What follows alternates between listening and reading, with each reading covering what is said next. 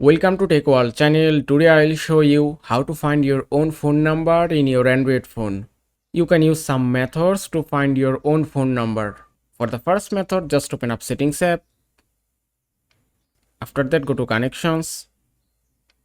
Then go to SIM card manager. And from here you can check your phone number. If you have two SIM cards in your phone, then you can check your both phone number from here.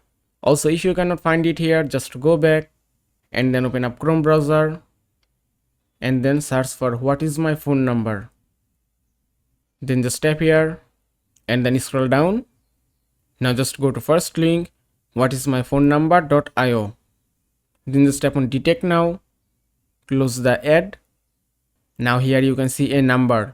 You have to just make a call to this number, but don't worry, it's a free call. So just tap on call, then just tap on call. Now just go back to the web page and that's it. You can see my own phone number is showing now, and you can copy or share your number from here. And that is how you can find your own phone number in your Android phone. I hope this video was helpful. If it was, please give it a like and don't forget to subscribe.